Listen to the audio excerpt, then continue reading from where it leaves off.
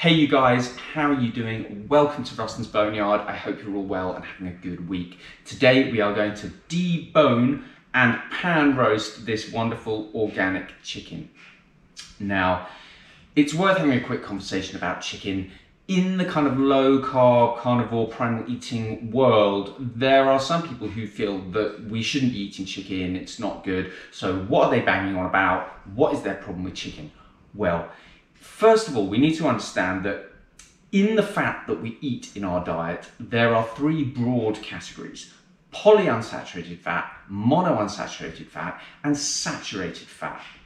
Now, as fats get progressively more saturated, they become more stable. As they get less saturated, they are more prone to oxidation, more unstable. Now, the idea that most people have is that animal fats are saturated and that plant fats are unsaturated. That's not actually true. All animal fats contain a variety of these three different proportions of these different fatty acids. Now, over the last sort of 50 years, the amount of polyunsaturated fat in our diet has skyrocketed, and this is largely due to the consumption of processed seed oils. Now, because we are monogastric animals, we do not convert the fats that we eat into saturated fat. The polyunsaturated fat from our diet is then represented in our adipose tissue, in our fat. Now, our fat itself is an important metabolic organ, and when it gets too much polyunsaturated fat, it changes the way our fat behaves, and that is a problem. Now, when we come to look at a chicken is also a monogastric animal, and poultry already has quite a lot of omega-6 in its fat, omega-6 polyunsaturated fat in its fat. But now, because of financial constraints, we feed chickens a diet that is very high in these kind of polyunsaturated fats, things like soybean oil. And so in the fat of a modern chicken, what we find is an even higher ratio of these polyunsaturated omega-6 fats, these inflammatory, easily oxidized fats. So some people feel that by eating chicken, we are simply increasing the amount of omega-6 fat in our diet, and that this is a problem. Now, what do I think? I think, to be honest, once we grasp the fact that we shouldn't be eating vegetable oil, we shouldn't be eating vast quantities of nuts and seeds, we should be trying to eat these things in the proportion that we maybe would have eaten them ancestrally, i.e., the odd handful of nuts, not bags and bags of the things, no seed oils. Once we take that massive amount of polyunsaturated fat out of our diet, I think the amount that we get in a chicken isn't relevant, even with the knowledge that their fat contains more polyunsaturated fat than it should really do. So I think we're okay to include a bit of chicken. I wouldn't base your diet on it. I wouldn't have it at every meal. Maybe, once a week if you want to roast the chicken. For me, that's okay. Your mileage may vary. Now, let's have a look at this chicken. What we need to do is to try to bone this chicken out without breaking the skin. Now, I'm going to be completely upfront with you. This is something I haven't done for a while. It's a fiddly, painstaking job, and I might get it wrong. We might end up breaking the skin, but let's try it. Let's work through it together and see if we can do it. We're going to remove the wing tips. So just snap through the joint and then use the boning knife to just work your way around and just break it open and discard it there. And we're going to keep those wing tips to make a stock. So again, wing tips, snap, crackle, and if we're lucky, pop. Remove the parson's nose, and we're going to keep that for our stock as well. We're going to start at the neck end to show you this, and what we're going to do is very gently begin just with the tip of the boning knife to free the neck up, and we're going to do our level best to keep this skin intact. Now, what I suggest with doing this kind of job is that you just go very slowly with the tip of the knife, and what I'm going to find quite quickly is that I encounter the joint that the wing bone here makes, and I'm gonna be working my way through that joint. You can certainly ask your butcher to do this for you if you don't feel confident in doing it. There's no problem in doing that. Some people love to get their hands dirty and do a bit of butchery. That's fantastic. If you don't worry. There is nothing wrong with you. You've just got better things to do than spend hours mucking about with a chicken. What I'm going to try to do is to work my way down this carcass, releasing as much of the back of the rib cage as possible. So I work my way down here. And I'm going to start doing the same thing from the other end. I'm going to find the rib cage here with my hand, and I'm just going to come in with the tip of my knife and just start working my way underneath. Don't rush, it's okay. If it takes half an hour, so be it. Now we've got the leg bones joining on here, and what we can do is just pop the bone out of the joint like that. Just give it a little wiggle and you'll just hear a little popping noise. And we can go down here very carefully with this bit of skin here, just at the back. So the backbone stuff is where the risk of going through is. And I'm just going to be super careful to keep it, if I can, intact. If I can't, it doesn't matter. There is an easier way to do this. Pop that one a little bit. There is an easier way to do this where you just go straight down through the top of the breast, splitting the breasts in two and working your way down. But we're going to try doing it this way because this is kind of like my ultimate favourite way to have it. Just going slowly, not getting too flustered or worrying too much. And you know, it's all about the tip of the knife really here with this stuff.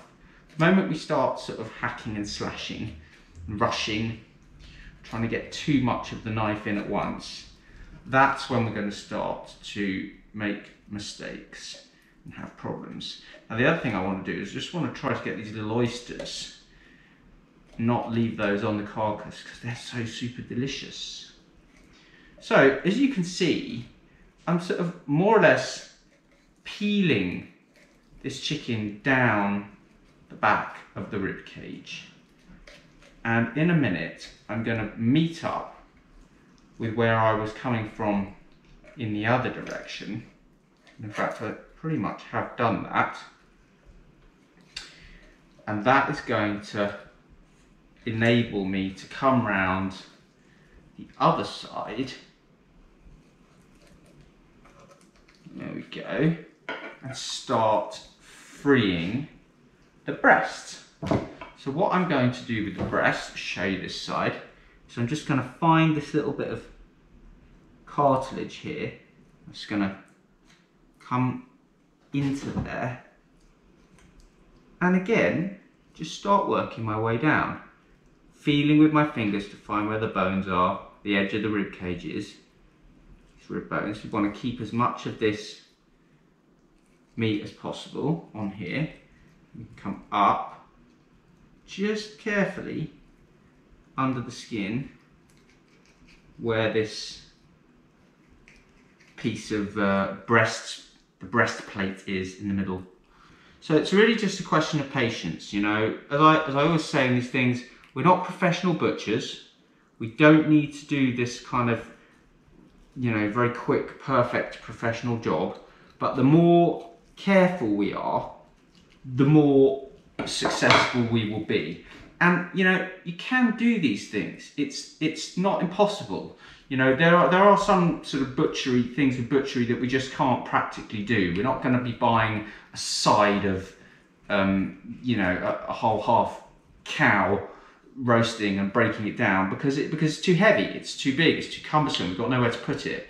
But things like this, deboning a chicken, you can do it. It's a bit fiddly, but it's certainly something you can do. Now I'm going to go in at the back now by the neck again, and I'm gonna feel for the wishbone with my thumb, and I'm just gonna come in there, and I'm gonna try to just come up the back. Whoops. Where is it? Here we go. Come down the edge of the wishbone. Get as much of this breast meat as possible. Let's see if we can just lift our rib cage entirely out now. And we basically can. Here it comes. There we go. So that is the whole rib cage there. I'm just going to pop these bits all together. They're all going to go into our broth. And we're going to cut quite hard around this bone in order to free up all of these little tendons which hold the leg bone together. And once you've done that, begin to scrape down the leg bone like this. And the other side, all the way around, and scrape it down. There we go. What we can now do, because we've freed up that rib cage, is we can sort of almost turn this inside out. So I can expose this leg bone, and I can just take it along its length here, just freeing it up around the head of the bone, making sure that we take any bits of cartilage that we don't want. I'm just going to free it up there, scrape down all the way. Lovely. Cut through any tendons that you find. Scrape it off, taking all of this cartilage around this joint with us.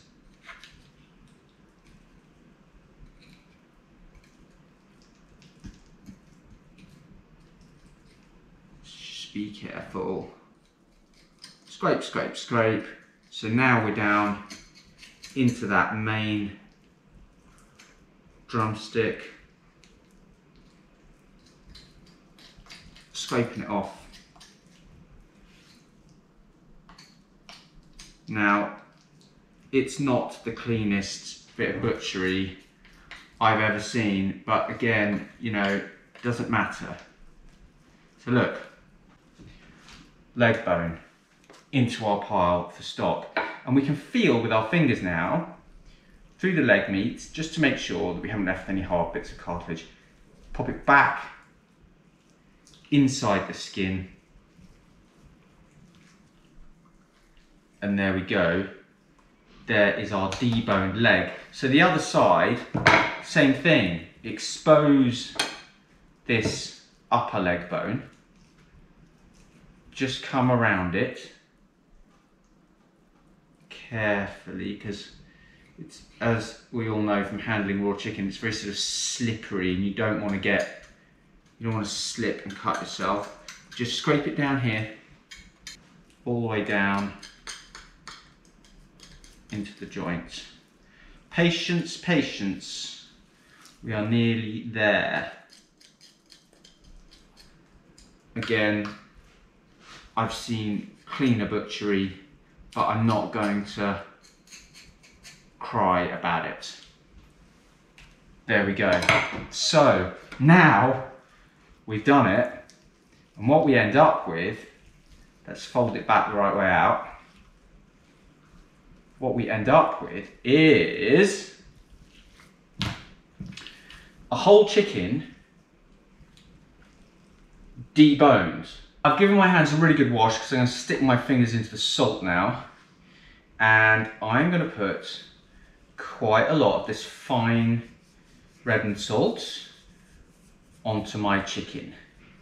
We can be pretty generous with the seasoning. Reddened salt I find quite sort of salty, So I'd probably go a little bit lighter with this than I might with, say, Celtic sea salt, which I find to be slightly milder. You just have to get to know your salt. That's the thing with seasoning. You have to just kind of find your way with it. Now, you can do all kinds of things with this. You could wet brine it, you could add all kinds of herbs and spices and rubs and whatever you want. The only thing I would say is be careful. We're going to cook this hot and fast, and if you do things that are very sugary, like barbecue sauces and things like that, they are going to burn. So normally when you're using sweet barbecue sauces, they either go on at the end or they're going on in the context of a very low heat cook, a slow smoking. If you put these into a hot oven or hot fat, they're going to burn.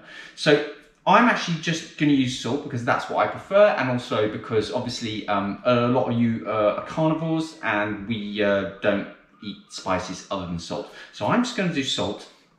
What we're going to do is we're going to take this over to the hob and we're going to get our cast iron pan nice and hot with this hot tallow. Now, the other thing that we're going to want to have done at this point is to turn our oven on hot. And for many ovens, it's going to be just as hot as they'll go, but I would be thinking around sort of 220 degrees to 240 degrees centigrade. Okay, so we've got some lovely hot, deep smoking tallow, and we're just going to lay our chicken in breast side down.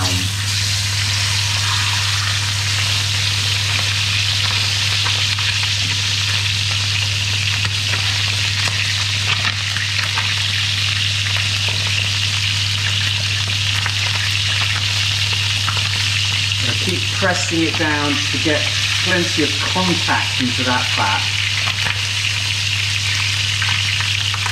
Now, one way I've seen this done is where you actually put another hot cast iron pan on top, pressing it down. And that works really well, but I'm just quite aware that a lot of people here might not have two cast iron pans, and I don't want to give you a method which you can't do. I'm afraid this is one of those times where your smoke alarm might go off. And let's turn it. Look, it's lovely and golden. Looks great.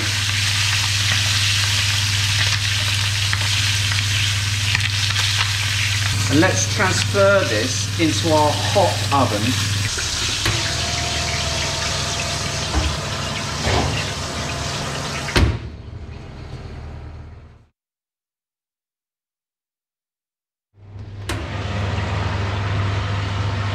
Okay, here we go.